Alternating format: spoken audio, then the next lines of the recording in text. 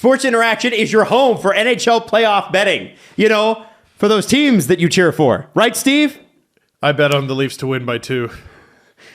You don't always win. It's not guaranteed. I bet on the Leafs to win as well in the seat while we were at the game. I bet on the Leafs plus 1.5 in my bet hit. In-game. Unfortunately, on Sports Interaction, I won money on the Leafs losing. Wait. You bet against them?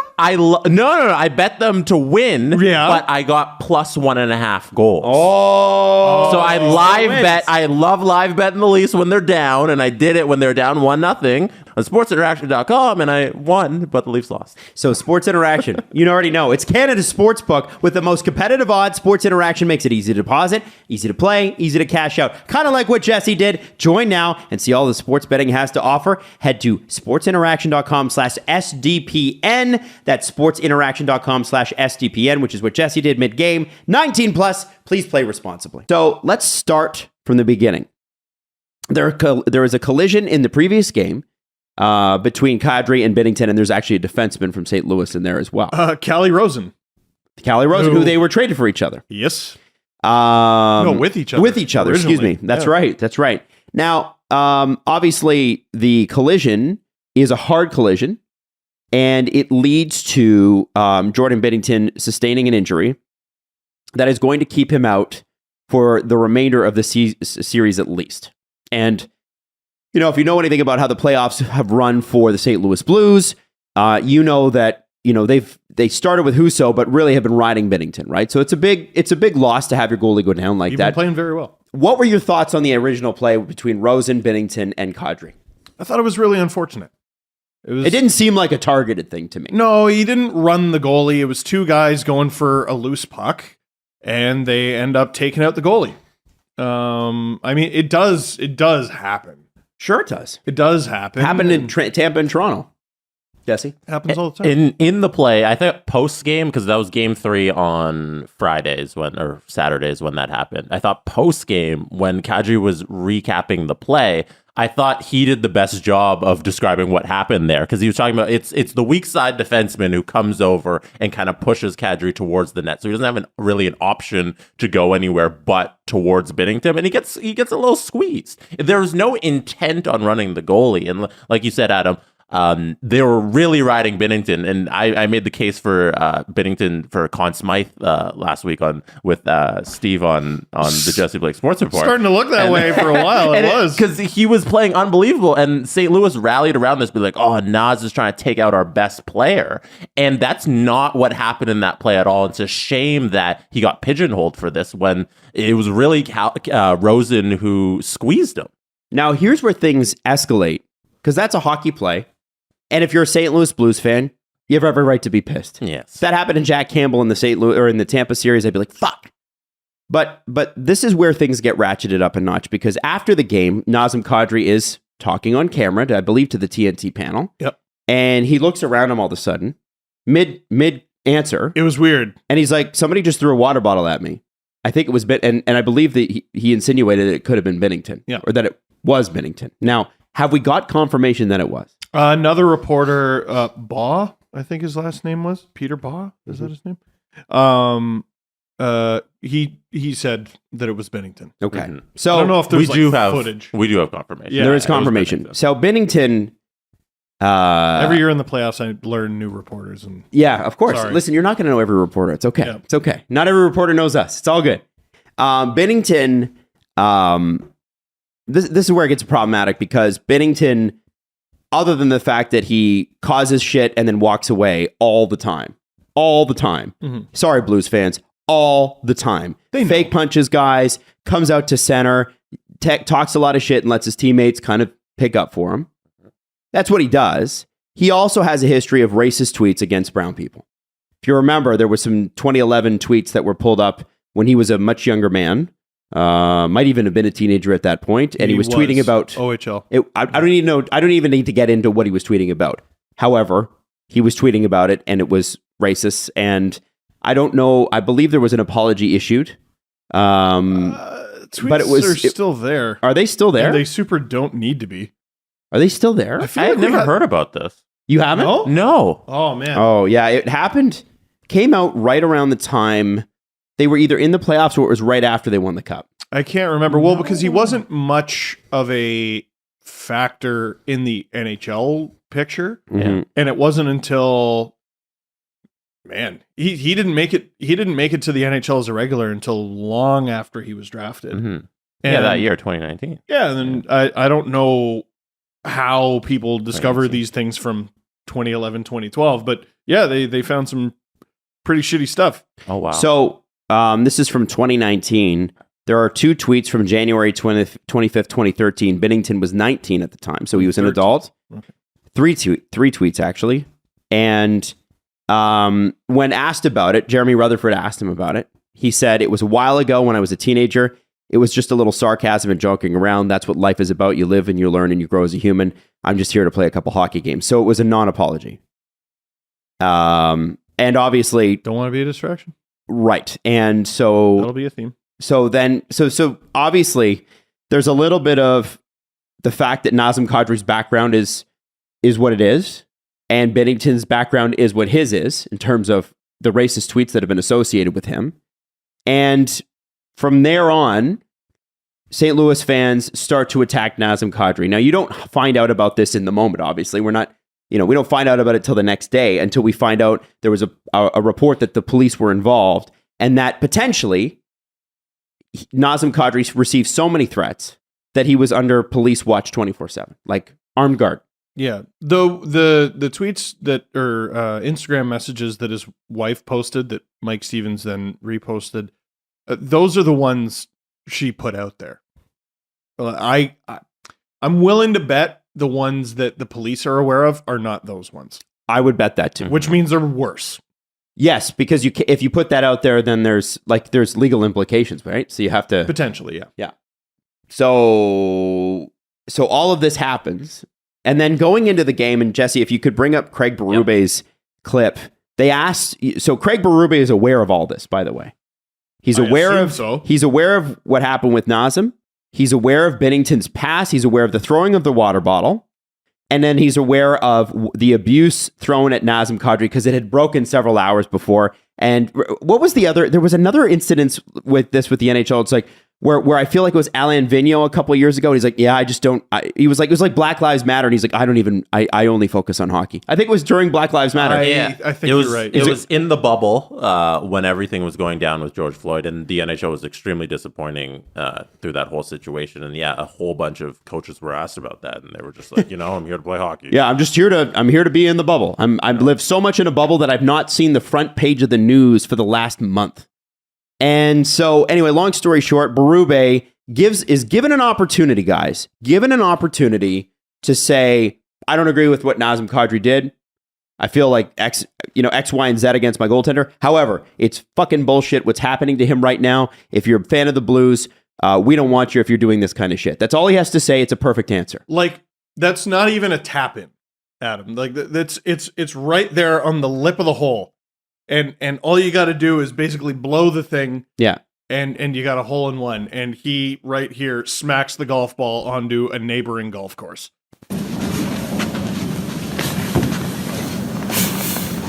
Very well. How'd it go today in the morning skate? What's the mindset of the team, would you say? Yeah, all good. Same. I think our mindset's been in a good spot. It hasn't changed. We got a tough battle tonight and tweak a few things here and there, but good skate this morning, ready to go. What are your thoughts towards the threats to Kadri? I got no comment on that stuff. Do you, on game day, do you talk to the goalies much or no? No. I say hi to them. That's about it. We're all chuckling. This is just regular, right? I got no comments on that. And it wasn't even about... the thing is I gave you an answer that you could have said, hey, what did you feel about the Nazem Kadri controversial situation that happened in the game? They didn't even ask him about that part. They just asked, what do you think about the threats? It's so easy to just say. If you're a Blues fan and you do that, you're not a Blues fan. We don't want you. That's all you have to say. Yep. That's it. So, like, you're going to get some people saying, like, oh, well, that's a no-win question. Yes, it super is. Yes, it super is a winnable question. Hey, do you think this is bad? Sure do. Do you think this obviously bad thing is bad? Sure do. Don't do it. And he goes, no comment. And here's the problem, right? So many times in the past, you've had commentators, and I blame, members of the media, of which I'm one, for this. We give former hockey players a pass on these things. Well, they're not great in front of the media. Well, their job is hockey and not speaking for a living. Well, this, well, that. Here's the problem. First off, Craig Berube was an NHLer for like 15 years. He knows how to speak to the media. Number two, when you take on a leadership position in this sport, which means you're a head coach, head anything. Mm-hmm. You're a coach, you're a general manager. I don't care if you're assistant or that's a leadership position, CEO, president, whatever it is you want to have that title where you're in the management chain. That's your face next to the head coach. You're a leader and you need to lead. And Craig Berube in that position punted, did not lead, and frankly took an extremely easy question and turned it into, because here's the thing. The people that are going to make these comments to Nazem Kadri have a lot of issues, right? The people that attack on DMs have a lot of issues. A lot of issues. Yeah. What you've just done to them, remember, these are not fully functioning brains that do this. I don't think. These are not, I don't care how quote unquote smart these people think they are. Anybody that would do that, you got a problem and you need therapy at minimum. The thing with Berube, you can tell the difference between birds chirping and, okay, this fucking guy's unhinged. Right. And there seems to be a lot of unhinged lately. Yeah. And all Berube had to do was say to them, you're not one of us. Yeah. But instead, they take his non-answer as, well, even he agrees. Because that's how they would take that, whether or not he does. And I don't even know. Here's the problem is I walk away from that press conference, and one would assume that the head coach of the other team would not agree with social media attacks against Nazem Kadri. But I don't know, because he didn't answer it. Why would you leave that as a question mark? Ever? I think he might have been in a bad mood. Can I tell you why I think he might have been in a bad mood? Tell me. I would love to know. Because he, the night before, had talked, or it was the night before, or within 48 hours of those comments, talked about Kadri's reputation, which, listen, if I was a member of the St. Louis Blues organization, would I be willing to give Nazem Kadri the benefit of the doubt that he didn't run my goalie? No, probably not. Let's be honest. He was suspended 3 of the last 4 playoffs. No, probably not. But he talked about Kadri's reputation. So a lot of people went, okay, we're playing this game there, Berube? And they pulled What about up. Binnington's reputation? What about Berube's reputation when he was suspended in 1997 when he was a player for a racial slur directed at rookie Pete Worrell? What? I didn't know about that. A lot of people didn't know that. And so they put that out there, and it's a story that was long forgotten. And never knew about it. Did not know. It's long forgotten, and he supposedly reached out to Peter Worrell after that and apologized and all that, but the story is resurfaced and it's a headache now. And we talked about this, not to relate these two stories, but the comparable is it's too on the nose to ignore. Joel Quenneville, during the Blackhawks thing, just didn't want to make waves, didn't want any interruption. His team is doing well. I don't want anyone to interrupt with this playoff run. I don't want any distraction. Our team is doing too well. Here's a story that is, frankly, from a hockey playing perspective, a distraction. And here's a coach punting again. Because the easiest thing to do in the world is ignore. And that's what he's trying to do. Wow. Yep. Yeah. There's a lot of stuff from the 90s that players, I'm sure, are thrilled is long forgotten. Oh yeah. And that's one of them. Oh yeah. There's a few things that are coming to mind right now. Nazem Kadri goes out in Game 4 in the unfriendly confines in St. Louis after several death threats and a ton of racist shit. Obviously, we've seen what his wife posted. And scores a fucking hat trick. Yeah, pretty cool. Scores a fucking hat trick, man. In the NHL playoffs. I think it was his first ever. Probably. First playoff hat trick? Yes. Yeah. That is... Here's me trying to think of Leaf ones. Oh, no. That's a fucking gamer right there. Yeah, man. That's fucking guts. That's determination. And what Sonny Sachdeva tweeted is all true. Mm-hmm. It's an unbelievable statement game on who Nazem Kadri is. You might not like always his play style. Believe me, we had our criticisms here when he got suspended 2 playoffs in a row. I get it. Which is worthy of criticism. Yeah. But one thing we never ever said in Toronto, and except for like early in his career, we didn't even have a show then. People were like, sometimes he plays unfocused or he lacks passion, or whatever. And I would chalk that up to maturity. You're seeing why Nazem Kadri was drafted 8th overall. You're seeing all the potential, 9th overall. Yeah. You're seeing all the potential that this guy had happening right now. And the Colorado Avalanche are the direct beneficiaries of it. Yeah. I thought everything, the way he played last night, the passion, the commitment last night from Nazem Kadri, and it took a ton of commitment to get to that point. Boy, he was the best player on the ice. Man, I was texting producer Drew about that this morning. Like this, it's no shock. It was always there. It was always there. That's why he got the chances that he did in Toronto. You know, some people were talking about how he was punted from the city. No, man. We hated that he was traded. We understood it, but we hated it. And none of us are shocked to see him thrive. No one who watched him play a game in a Leaf uniform is surprised that he's having success in an Avalanche uniform. This was always there. And it breaks my heart a little bit, but I mean... I'm happy for him. I am. It's one of those bittersweet things. Like, fuck, I wish you could have done that here, but... And I think on the other side, we should talk about just the gutless performance by the St. Louis Blues on how they're... Throughout the entire game, David Perron is trying to run him. And it's very blatant, and he's going after him every single chance he has. He's cross-checking him in the back. He has a missed elbow after Kadri scores. That was crazy. When you watch that replay, holy shit. That connects. We don't see him until, take your pick, Canadian or American Thanksgiving. Both of them.